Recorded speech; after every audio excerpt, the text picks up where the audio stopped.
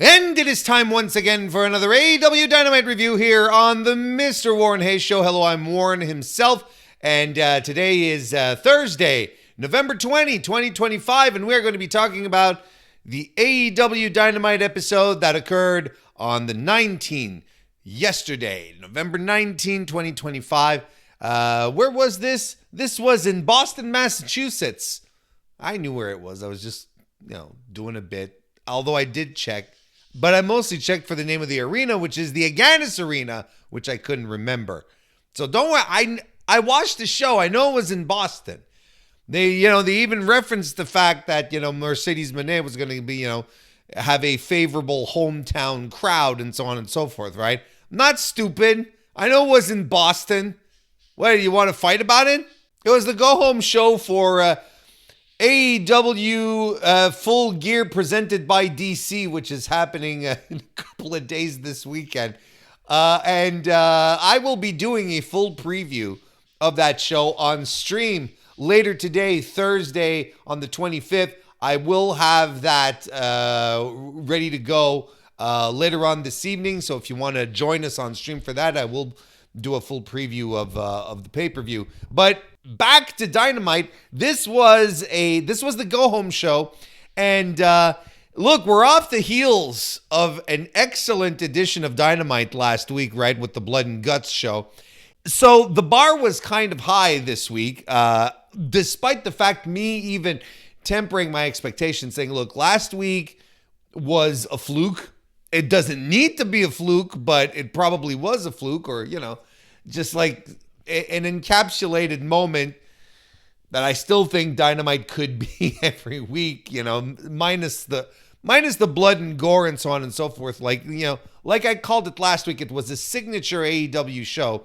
And I think AEW can do signature AEW shows every week. And I was not expecting that necessarily on last night's show, since AEW's track records with go-home shows is usually, it's very iffy. I would say most of the time they're not very good. But once in a while you do get a really good one, or a solid one like last night. I thought last night's episode of Dynamite was pretty good, and I thought as far as go-home shows go, it was very interesting. But I think one of the reasons that made it interesting is because they rushed in some matches that they absolutely had to announce for the pay-per-view this weekend that hadn't been announced previously, because we needed certain things to fall into place. We needed blood and guts to happen. There's a bunch of stuff that had to occur before we could announce, the full show. And a lot of things sort of came to a head last night in regards to what will be happening on Full Gear itself. So I think that's why the show felt good. Because like I said, I thought it was pretty good. There were lots of matches. There were things happening. There was a lot of angles. There was stuff that kind of felt different, felt new to a degree. So it felt like the ball was just rolling, right? As opposed to that weird energy sometimes that you get on a go-home show where, things are, you don't want to give too much away. You want to tease, but, you also want to tease what's going to happen. You want to set up your angles one last time before we head on over to purchase the pay-per-view. You know how go-show homes get. I don't know, you know how they get. And I didn't feel that last night. I felt like this was a solid edition of Dynamite, and might as well get to it. 3,010 tickets distributed, according to WrestleTix, in the Agganis Arena. It's not bad. It's certainly not horrible. It's not a dirt poor attendance. But look, again, like I've mentioned a few times here, it's really hard. It's been hard for a while to talk about AEW attendance without hammering home always the same points. So there's really no point in doing it again today, where we talk about how where we talk about how the how attendance is going, it's pretty much always the same thing, and we compare to last time they were here, which was in 2022. They did 3,609 tickets, so less people showed up here. It's always the same story. It's always kind of like the same types of tales.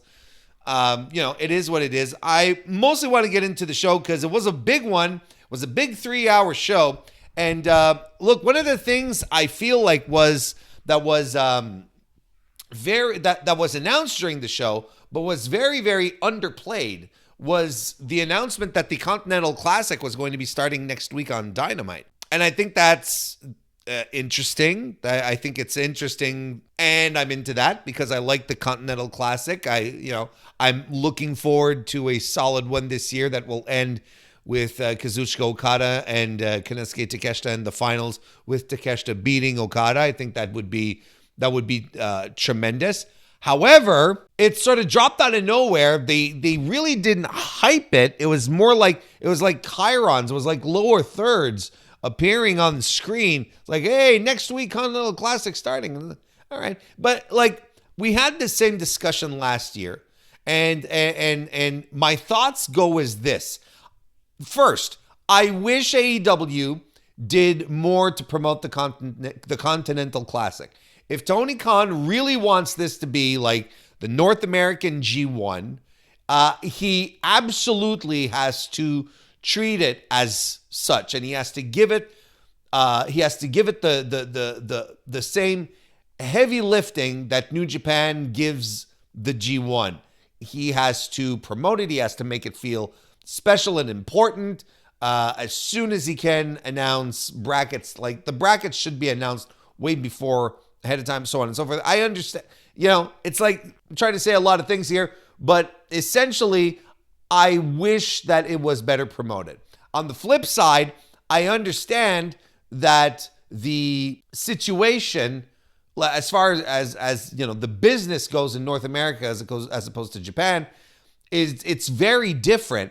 And I think it's unreasonable to expect AEW to start promoting the Continental Classic weeks before, because the way things are structured here, there are monthly pay-per-views, and the company's job is to promote the next upcoming pay-per-view, which is the next big thing, which is Full Gear in this case. And I would think that starting to promote the Continental Classic while you're trying to get people to buy your pay-per-view would sort of cross the streams in a certain way.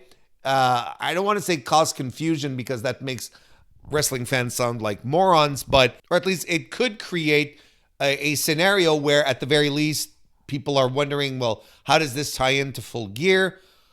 And might end up, revealing or maybe not revealing, but telegraphing some finishes to some matches that are happening at Full Gear. If depending on the participants and who's in which league, you could, maybe there are people who would be involved in Full Gear, and when you see how the layout of the Continental Classic is, you're like, oh, well, this probably means that this guy is losing this match, and so on and so forth, right? If you compare that to what happens in Japan, where basically Japan is tours, right? It's tours. So, they start hyping the G1 in June as we're wrapping up the Dominion tour.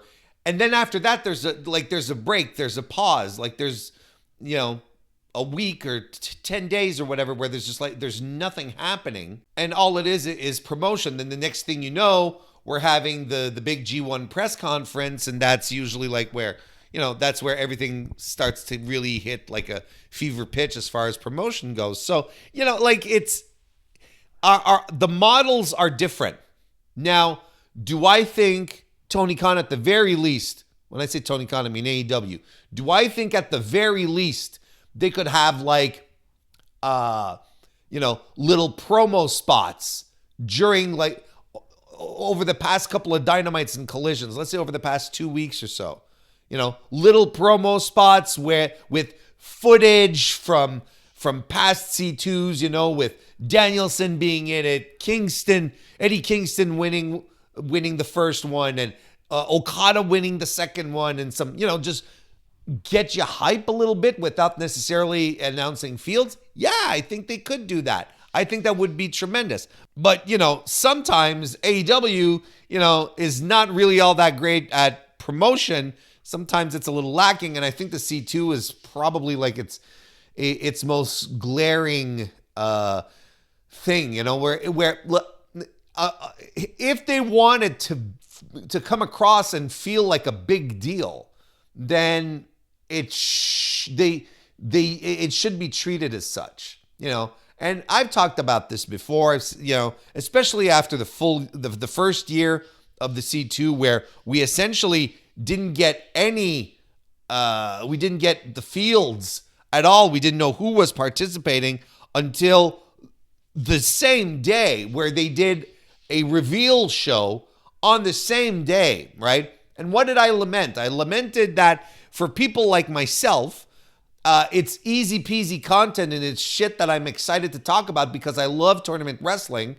I think it's it's fun to break down. It's fun to look at scenarios and break shit down. I think that's tremendous.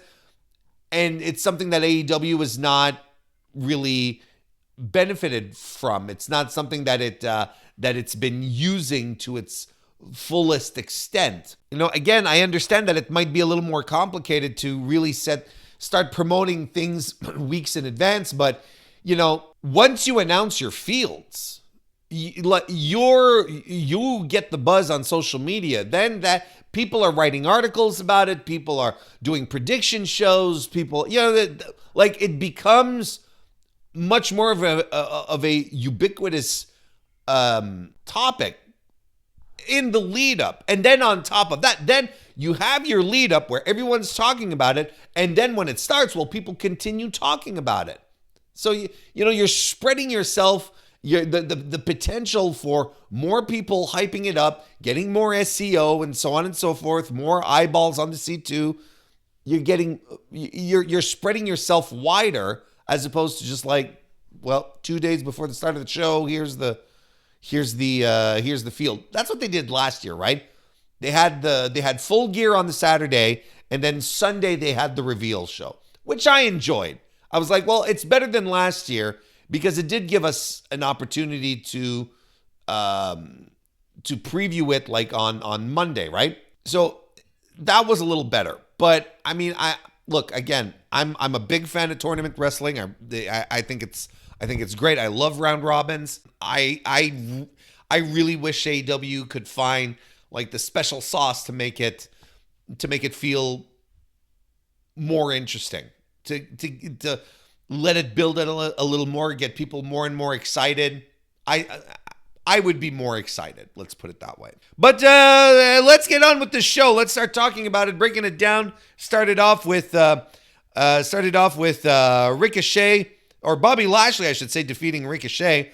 This started off with Ricochet making his entrance after Bobby Lashley and essentially cutting a rather long promo as to why he was going to win the gauntlet, how he's going to win this match for the number one spot in the gauntlet. And, he's getting a lot of heat from the crowd. I did appreciate him taking a little jab at MVP, saying MVP's getting old, and he wasn't able to name the title properly. He called it the international title and not the national title, and that's his problem.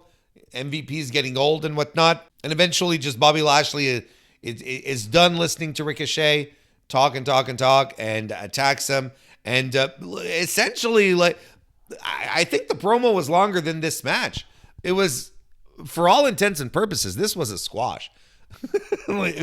Ricochet, he did have some comeback spots, some hope spots. He looked very good per usual. Bobby Lashley just basically steamrolled him and got the win with a spear. So Bob Lash is going to be number one in the gauntlet. G. Willikers, I wonder who's going to be number two in the gauntlet in that match that we're going to have later on in the evening, where Shelton Benjamin and Speedball Mike Bailey are going to be facing each other for that number 2 spot. I wonder who's going to win that one. I still think Ricochet's going to win this match. I think the quest, like his quest for gold, like you mentioned, that's something that he's been talking about for months. I think he's going to be the first. And it's like I said, if this is meant to be not unlike the All Atlantic / international title, a traveling title, one that you can go just about anywhere with. Ricochet's your guy. Everyone knows who Ricochet is in Japan and in Mexico. If those are the areas you want to focus on, then he can go there. He can have really good matches with anyone. Plus, I think it would be really interesting if he won. I've sort of mentioned recently that I find, since joining up with the Gates of Agony, I find Ricochet's heel persona a little less interesting. I don't know. There's something not as Weasley about it. I don't know. It might be just me, but I feel like it lost a bit of its flavor. What made it special in that flavor, at the very least. Anyway, maybe winning the title will be exactly what Ricochet needs. We go backstage where Samoa Joe hypes up the match that Katsuyori Shibata will be having later on against Hangman Adam Page. Of course, also hyping up their own match. Of course, that's happening at AEW Full Gear presented by DC. Then we get another backstage segment where the Young Bucks are with Renee Paquette, and Renee Paquette asks the Young Bucks, "Hey, so are you joining the Don Callis family?" Enter Don Callis, who tells Renee to hit the bricks. And, he basically tells the Bucks, "Hey, go out there and prove that you're the best tag team of the past 1,000 years or whatever. And I'll even give you the hype entrance and everything. And we'll be excited to have you join the Don Callis family and whatnot." And, so we get the entrance and whatnot. And that leads us to Josh Alexander and the Young Bucks defeating Skyflight, which of course is Scorpio Sky and the Top Flight guys of Dante and Darius Martin. So the story here was that Josh Alexander was basically telling the Bucks what to do, right? And tagging himself in and sort of commanding traffic. He said he was the captain of this team, right? I kind of liked it. I thought it suited him. It's pretty funny, actually. So he's basically directing traffic. He's telling the Bucks what to do, what not to do. There was a couple of mistimed, events where, I think it was Matt Jackson who accidentally punched Josh Alexander in the face. He got upset and berated him. Because he's the captain of the team. He's the vet of the Don Callis family in this situation. So, he's just throwing his weight around. You've met managers like that. Also, another interesting little tidbit about this match was that this was Scorpio Sky's first Dynamite match since July 2022, if that can put some things in perspective for you. I thought this was pretty fun. I thought this was it was fast. It was fluid. I thought once again the Martins shined in this match. The Martins always shine, and I honestly don't know what's keeping Tony Khan from not doing something with them. I don't know if it's because he feels maybe they're a little injury prone, which could be possible, and that's maybe like keeping him from really going full on with a top flight push.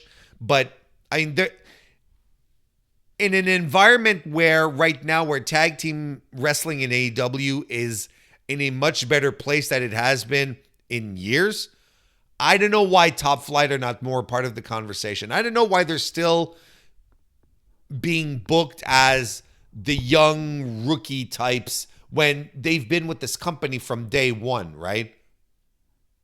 Haven't they been with this company from day one? If not day one, like early on after, right? But they're not the only people on this roster that seem to be suffering from apprentice-itis. Let's call it that way. We'll talk about that. We'll talk about it in a little bit. But they were doing great stuff like that springboard moonsault type sliced bread. I don't know exactly how you'd call it. The Doomsday one that the Top Flight guys did was phenomenal and got the crowd up on their feet. Like people love these guys, and Dante. Look, I know Dante Martin has downsides. I think charisma wise, he's a little iffy. He's terrible on promos. Every time this kid has spoken, he's just not good. But holy shit, when it's time to go, it's time to go. And Darius can hold up his own more when it comes to the crowd connection, the talking aspect of it. I don't know why these guys aren't pushed more. So the Bucks hit the Indie Taker, the Meltzer driver, whatever they call it now. The TK driver. I don't know what they call it anymore. And then so they hit their finisher on Dante, but Josh Alexander pushes Nicholas away, I believe, to trap Dante in a grapevine and gets the win. So after the match, Don Callis gets into the ring and then demands that they announce their decision whether they're joining or not. And then there's other members of the Don Callis family who come join them in the ring. The Bucks hesitate. Don Callis says he gets it, but starts sounding a little threatening. Then when he starts saying, "Well, walk AEW is a dangerous place. Wouldn't want you walking around and getting yourselves hurt or something like that." And something like what happened to Kenny Omega, and then of course, so that pretty much calls for Kenny Omega to come to the ring, and he's got a chair and he starts swinging it around. I think he belts Rocky Romero with it for sure. I think Mark Davis was there as well. And he hits the ring, but he gets overwhelmed. And the Don Callis family then take care of business. The Bucks seem hesitant to help out. And Callis even orders them to do a BTE trigger on him. And he's doing he's pantomiming the knee, right? I think it's great. Like it's Don Callis is so good at this role. It's incredible. But the Bucks do the setup. That leads to Dino 210 coming in to save the day. Jungle Jack has a shovel, and Luchasaurus has an upright vacuum cleaner, which he apparently smashes in the ring as well. That'll probably be coming out of his paycheck because that probably belonged to the building as far as I know. And then there's a standoff. This, of course, is to help hype up the trios match that we are going to be seeing this weekend, which is going to be a great match. Like that, however I feel about the build to it, which, by the way, is, and how, again, how weird AEW is using Kenny Omega. But again, we'll talk about that on the preview later today. Despite my reservations, this match is going to be great. It's going to be great. It's the Bucks and Dino 210 that have incredible chemistry. We saw it at the last pay-per-view at the Wrestle Dream, which was absolutely phenomenal. Kenny Omega's tremendous, and Josh Alexander's great too. So you only have excellent elements in this match. It's not going to be anything else than great. So, I guess who cares about the build? Well, I guess the pay-per-view buying audience kind of does. Maybe AEW's finances kind of want more sales. And anyway, you still get the impression that the Bucks are undecided and they're not quite sure about this Don Callis family stuff. Anyway, the Babes of Wrath cut a promo backstage, hyping their chances of advancing in the Women's World Tag Title Tournament. Okie dokie. Then we cut to to one of my favorite moments on the show where Tony Schiavone is basically reflects on working with Bob Caudle, who passed away a few days ago at the age of 95, and how Tony was saying that Caudle was the voice of his childhood watching wrestling, and it was such an honor for him to work side by side with him. And you really couldn't have had a better person to, at the very least, pay a little tribute to Bob Caudle, who, I would say most modern fans have no idea who he is. I think if you poll most modern fans about territory era announcers, play-by-play guys, they'll probably all talk about Gordon Solie, right? That's probably the most famous name. So in an environment where not a lot of people know who it is, you turn to a guy like Tony Schiavone, who has been, when you think about it, when you put it in perspective, that guy's been around since the territories.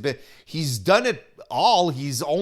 I don't think he's ever really worked for WWE unless there's or WWF, unless there's a period where he had some kind of tryout that I don't recall. He's basically done it all. He's been everywhere. He's worked for major promotions, and yes, he took a break for a while because, if I had been around for the last few years of WCW, my mental health would have probably been sapped too, and I probably would have been like, yeah, you know what? Fuck professional wrestling for a while. I'm gonna go call some baseball. That seems a lot more wholesome. But look, the point being is, Schiavone was the perfect person to do this. And he was speaking from the heart. It was extremely sincere. And I really like this because once again, AEW continues to show to us that its canon is the canon of professional wrestling.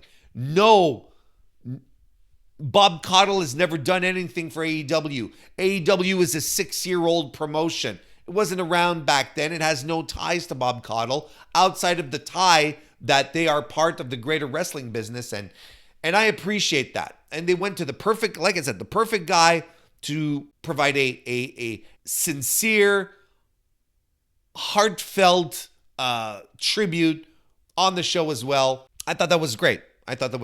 And yeah, there you go. Shelton Benjamin defeated Mike Bailey to earn the number 2 entry in the Casino Gauntlet match for the national title at AEW Full Gear presented by DC this weekend. Oh, gee willikers, what a shock. So are you telling me the Hurt Business guys are going to be 1 and 2? Whoa! I know that the Hurt Business has its fair amount of detractors online, right? And I understand that. I understand why. A lot of things that I agree with, a lot of things that I think are a little overblown, but I can understand and appreciate why, a lot of fans maybe don't care much for the Hurt Business. But I feel like those feelings are mostly generated because of Bobby Lashley, because of MVP, because I don't know why anyone would be upset at Shelton Benjamin. This guy, whenever it's time for him to fly solo, this guy not only works hard, but does what he has to do.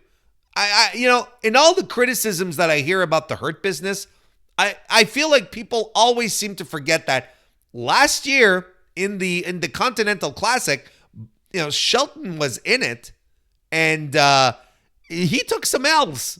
He had a run of the mill record coming out of the C2. He wasn't booked like Andrade was.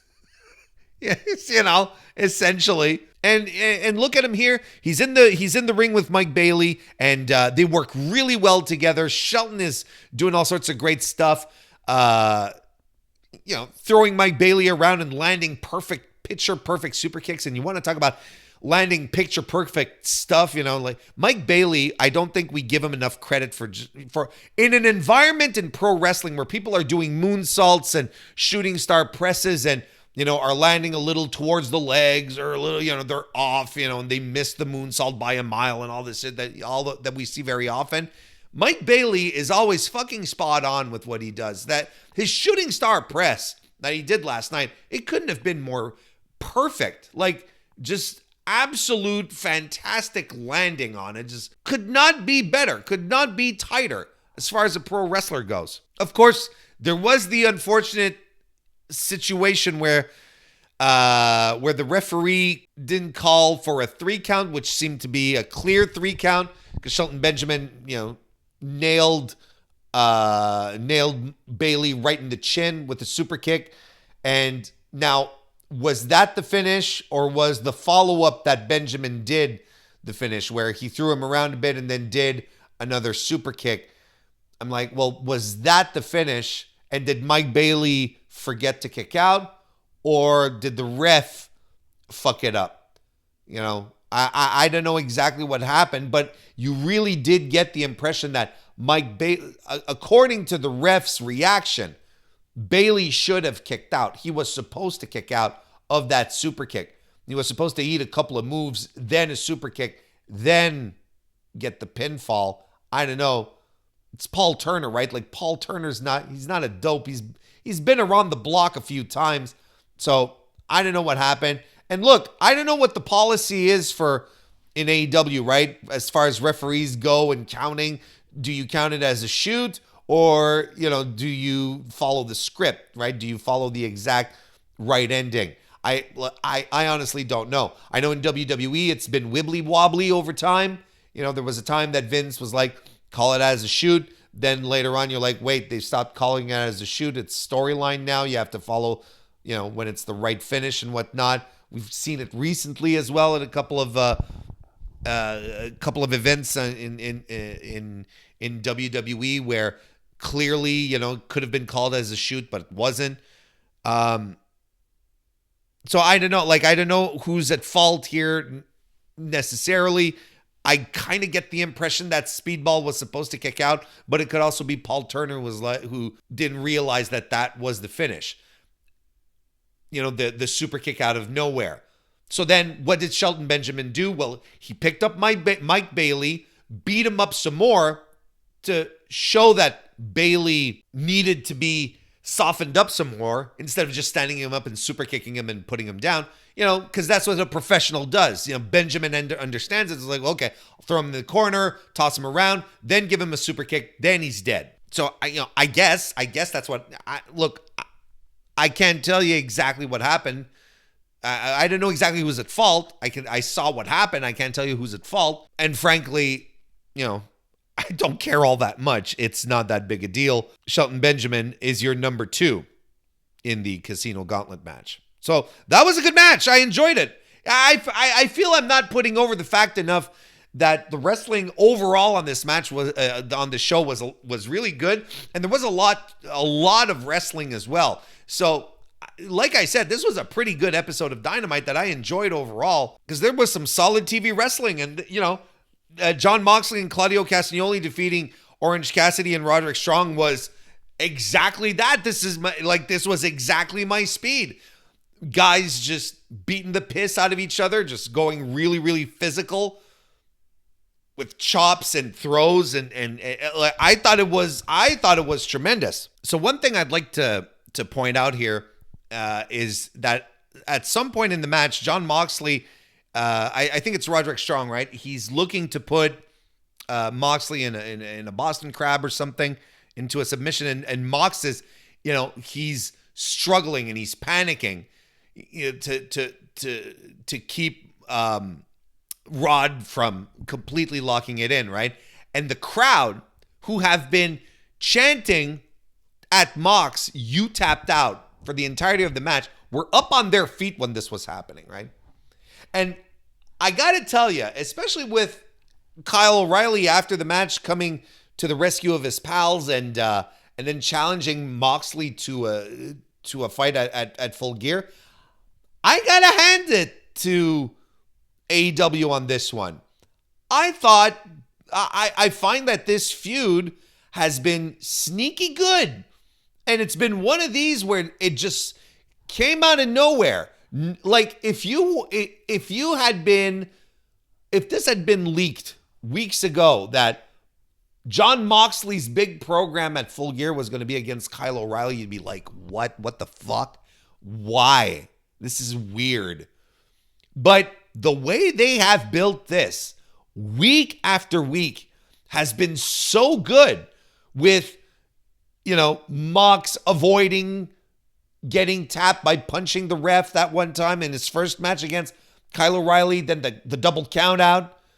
And then in Blood and Guts, that fantastic exchange at the end that led to Moxley tapping out in a submission in an ankle lock or something. Look at what this has led to. This has led to the audience calling out Mox without necessarily, any overemphasis, without Kyle O'Reilly cutting promos every 5 minutes saying you tapped out or whatever. It's just the crowd organically getting into it, excited for the prospect of Kyle O'Reilly versus John Moxley at the pay-per-view.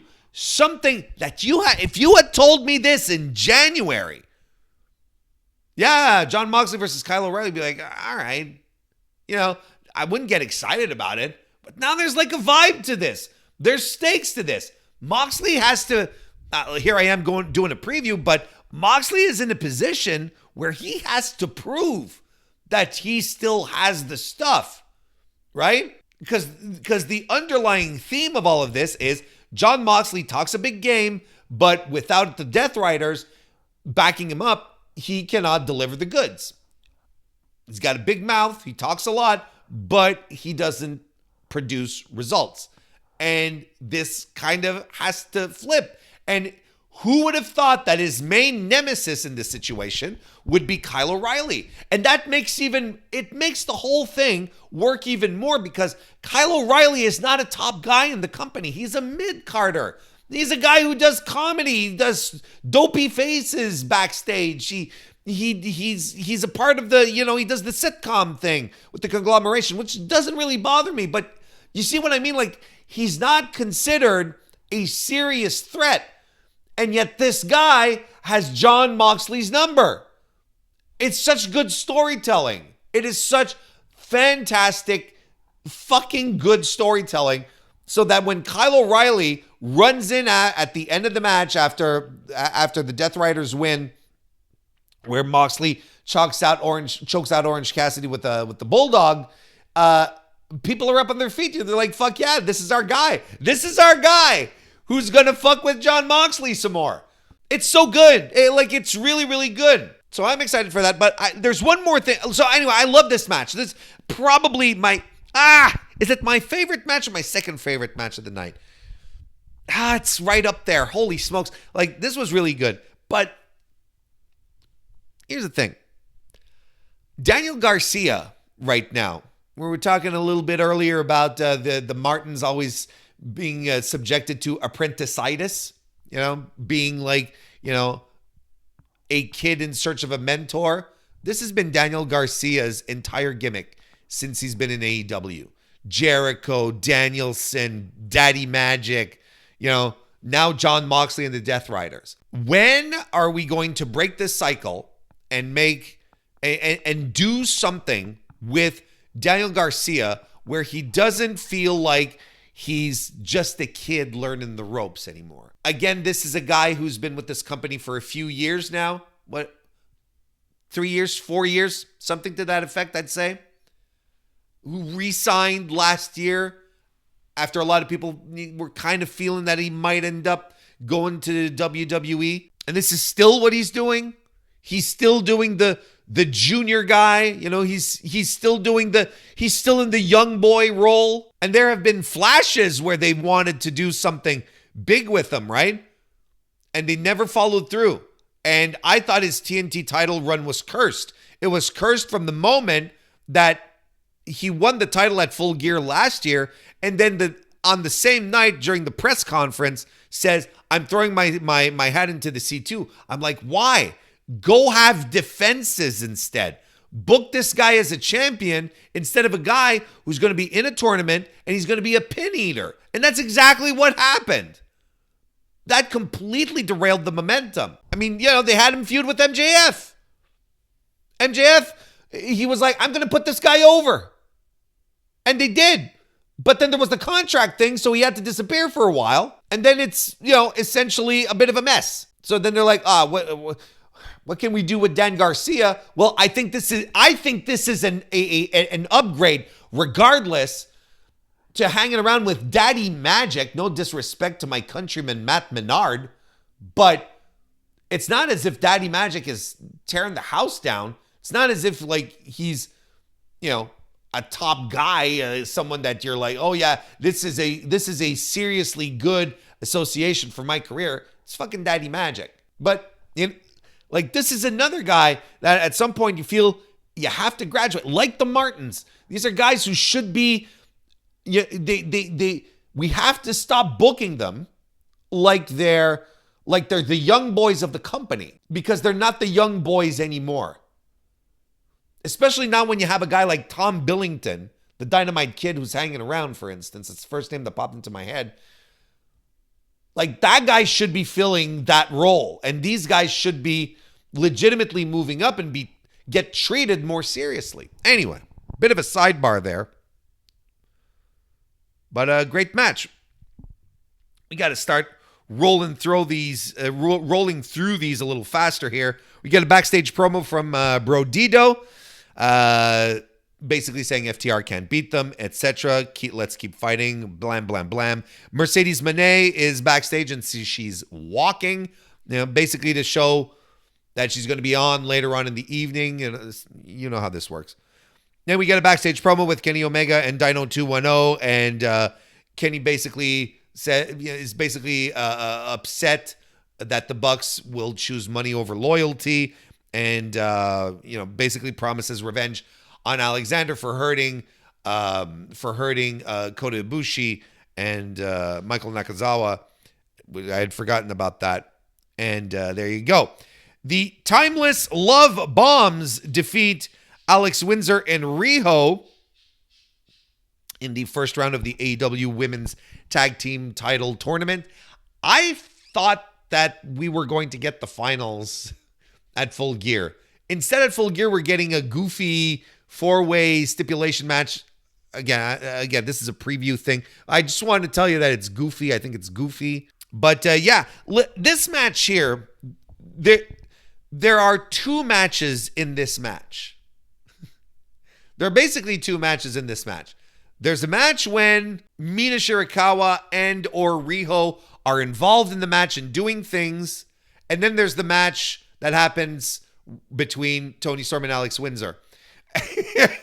I'm surprised that we've downcycled Alex Windsor so quickly, because she is tremendous and she has proven to be such a great presence on AEW television.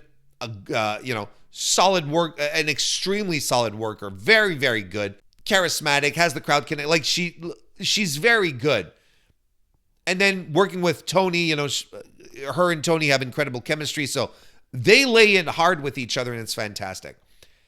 Mina and Riho, look, I think Riho, and as much as I like the memes and I enjoy Riho, or at least the concept of Riho overall, I think she's one of these wrestlers from which the women's division has moved away from. I think that when she started, she was a standout.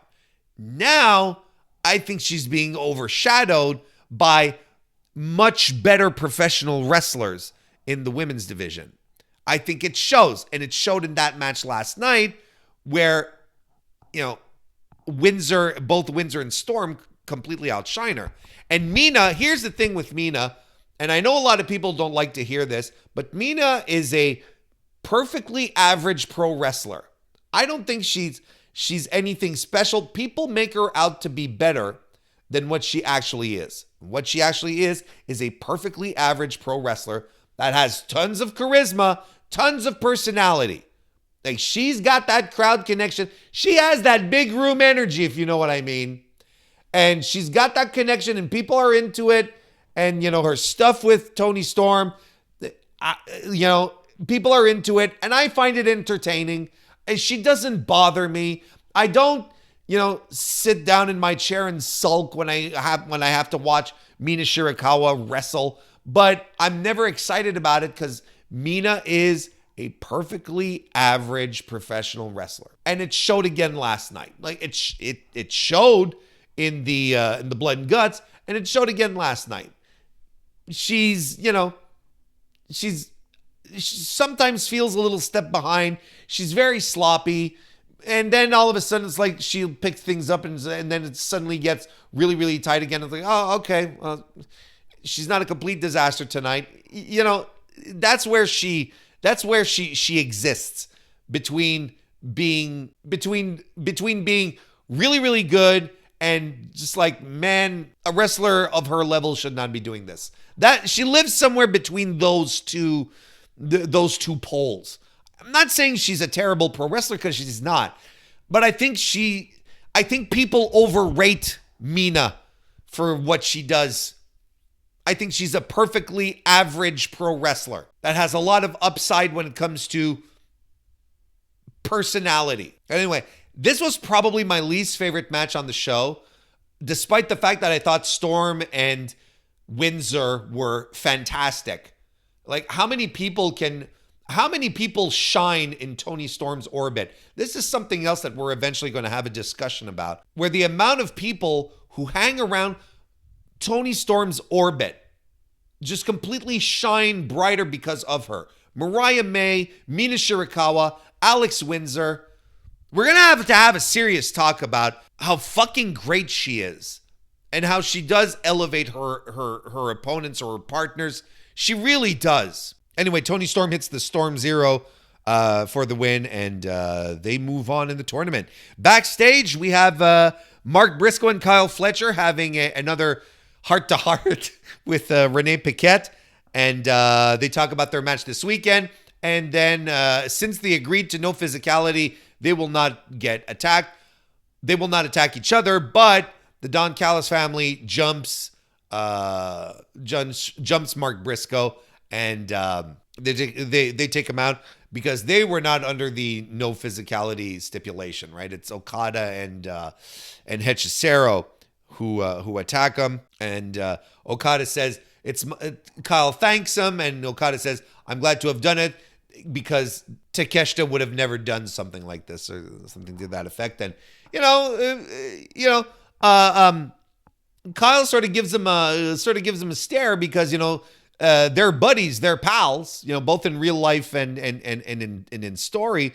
So he sort of gives him a look, and you're wondering, where is Kyle Fletcher's loyalty going to lie here in this situation? And if I'm Kyle Fletcher, I want to continue being the shittiest shit heel that ever shit healed, and stick with the Don Callis family once Takeshita gets the boot. Pac cuts a phenomenal promo, a pre-tape promo about Darby Allin, challenges him to a straight-up wrestling match, no weapons, no goofy bullshit. And he says, "Can you, Darby Allin? Because we haven't seen you, Darby Allin, since I roasted you, literally. Where have you been? Don't be a coward. Show up at Full Gear and face a real professional wrestler." And I'm like, this is very interesting, and I'm very interested to see how they're going to do that. Of course, Darby was not around to respond in any way, shape, or form. He's still selling the burn injuries from Blood and Guts. Hangman Adam Page defeated Katsuyori Shibata. He went after Shibata during his entrance and just beat the hell out of him. Shibata, of course, had his spots in this as well, but the Hangman, he was in no mood for this. Shibata during the match low blows him. This is what we're doing now. We're having Katsuyori Shibata, the wrestler, low blowing people now because he's a heel. Page escapes an ankle lock by sleeping out of his cowboy boot, and that allows him to land the buckshot lariat on Shibata for the win. Good, solid, strong match. What I really liked here. Oh, and here's the thing. We'll do the wrap up after the post match, I should say, because after the match, Page is in the ring, and Shibata gets back up on his feet, and the Hangman kicks him in the balls, basically as retribution for what happened early on, in the match, and Hangman gets on the microphone, starts calling out Samoa Joe, who is at ringside. He was there on commentary, and he's just like cutting a promo on him, not letting Joe say a single word, essentially, telling Joe that I send Hobbs to the hospital. Nah, I'm sending Shibata to the dick surgeon, and you're getting into the ring with me, in the cage with me. I'm ready to go places you're not ready to. And then he drops the mic and he leaves. I have appreciated Hangman Page's.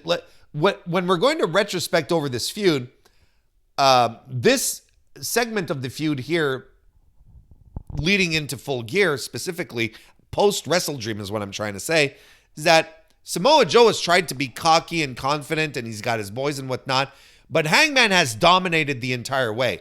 Even on the Go Home show, where typically the heel stands tall over the babyface and whatnot, he's like, no, I just destroyed your boy. You're sitting there with the, playing grab ass. Fuck you. I'm out of here. I really like how Hangman has been portrayed over the past few weeks. I'm even on record, the Halloween thing with Tony Schiavone. I thought that was clever. I enjoyed it. I really like how Hangman's been established. He's kick-ass. He's no nonsense. He's not taking any guff, and he's being a smart babyface. He knows that the deck is stacked against him, so he attacks Katsuyori Shibata before his match starts. Because look, he's all taped up. He knows that he can't take more injuries going into the cage match, right? And he can't get banged up anymore. So he attacks Shibata, beats the shit out of him, and then has the match, and then just calls out Joe and basically telling me, look, I'm the champion. This is my promotion. These are my rules. This is how it's going to happen. They've done some really great babyface work with the Hangman, and I'm really into it. This has been a very good feud.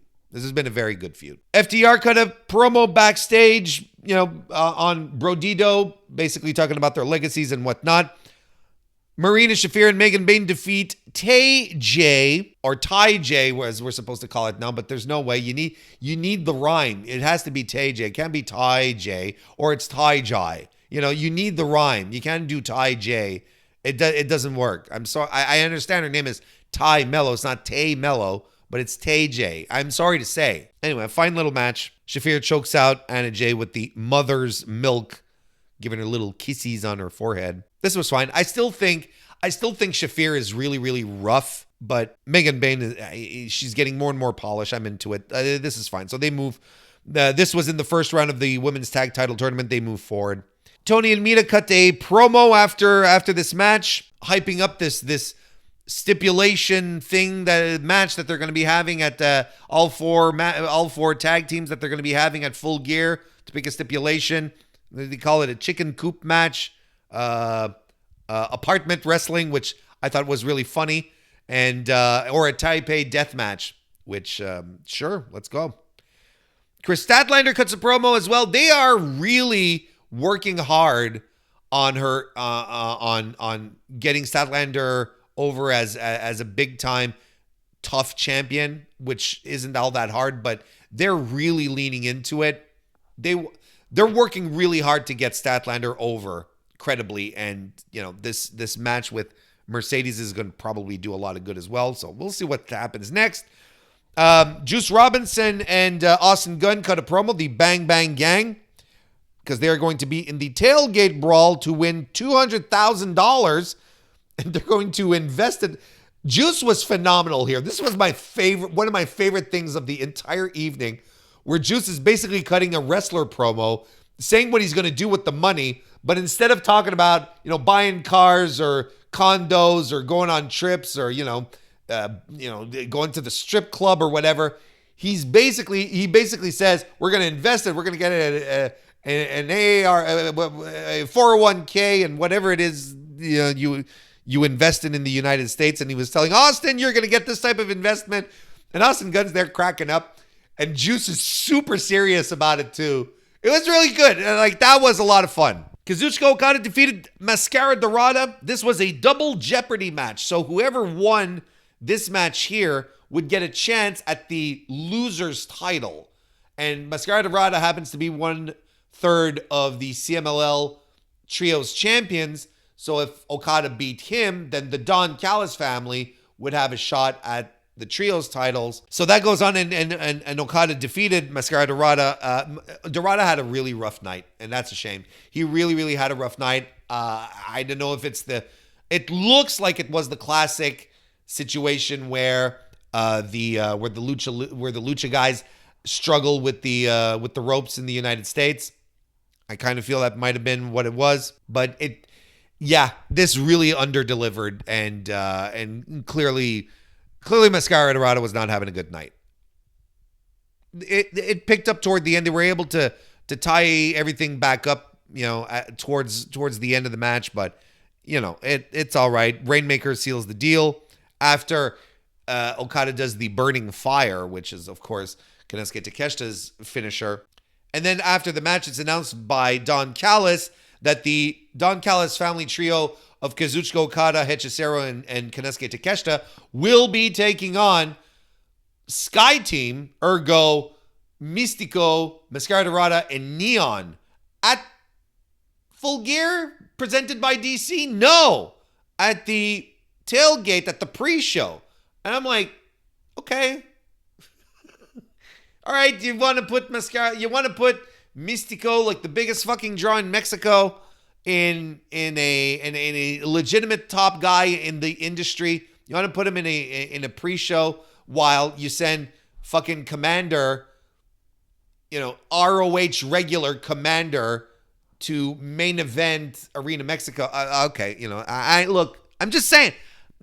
Look, you don't have to go in the comments and say, they do this for the marketing. It's for people to get excited to buy the show. So if you put Mystico there, okay. Thank you, friend. I get, I understand how it works. What I am saying is that the lower card guys from AEW go to Arena Mexico and they are propped up, right? They are put in big spots. Mystico comes and he's thrown into a pre-show trios match. I'm like, all right, that's all. That's all I'm saying. I understand the concept of the free pre-show. Thank you. I've been around long enough to understand how it works. It's just fascinating to me. It's an interesting little quirk. Wouldn't you agree? Wouldn't you agree that it's an interesting quirk? To put Mystico, the top guy of CMLL, on the pre-show when you send your Ring of Honor guys and they get top billing and main events in Arena Mexico in front of 16,000 people. Don't you think that's a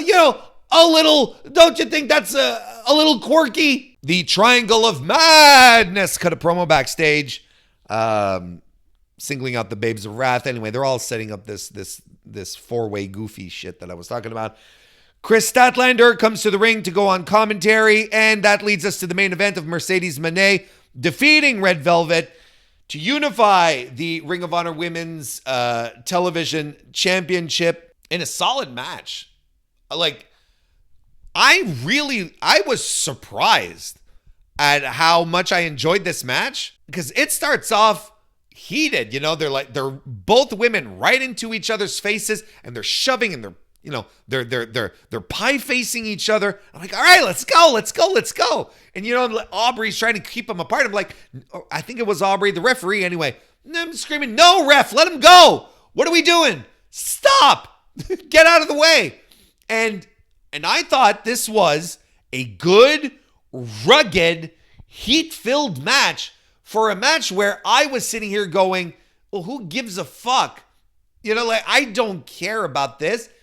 And I don't care about this title unification. I don't care about Ring of Honor. Nobody cares about Ring of Honor because nobody watches Ring of Honor. So I'm like, why are we doing this on Dynamite? Well, I know why we're doing it on Dynamite because it's Mercedes Moné and her title collector, her belt collector thing is a thing. But other than that, I'm like, why are we doing that? And it turns out to be one of my favorite matches of the show. It just had a grittiness to it, and was everything Red Velvet is not unlike Mercedes, where she's a little sloppy. But where Mercedes' sloppiness is something that she's talented enough to work with, I don't think Red Velvet has that level of control over her, her sloppiness. But nonetheless, there's moves that landed that look really, really stiff. They were doing the what was it? A sunset bomb from the corner. I don't remember exactly, but Red Velvet was executing the move, and Mercedes just landed really flat back on it. Like splat. It didn't feel like a bump. It felt like she legitimately fell. If that makes sense. If that makes sense, it felt more like she fell rather than she took a bump. If that makes sense. And I enjoyed this. I thought this was a good match. I thought it was solid. But again, just starting off, both women heated, both wrestlers just wanting to get into it and settle this. Red Velvet not happy about this interim title situation. I thought she looked really good. But then again, she's with Mercedes Moné. Mercedes Moné has that capacity to bring out the best out of her opponents every single time. So am I surprised? No. But was that nice to watch? Was that fun? Yes. It also shows, that Red Velvet has some stuff. There's something there. She's not a lost cause. This was really good. I thought the main event was terrific. And then after the match, Mercedes attacks Chris Statlander. She does a meteora off the commentary table where she was posing with her titles, and basically then stands on commentary holding the AEW Women's World Championship, lofting it above her head. Do I think she's going to win it this weekend? No, I do not. Just if you're wondering, I do not think she's winning it. But I will be talking about that later today, Thursday, on stream as we preview AEW Full Gear presented by DC. And for the time being right now, we're going to wrap up this review. Thank you all very much for joining me. If you watching it right now on YouTube, leave a like or a 5-star review on Apple Podcasts or a 5-star rating on Spotify. Like I mentioned, stream tonight. We'll be back for that. And there will be the review of Full Gear presented by DC that will be available for members only of the Mr. Warren Hayes Show channel. They will get it in early access first this weekend. So become a member of the channel if you want to have access to that.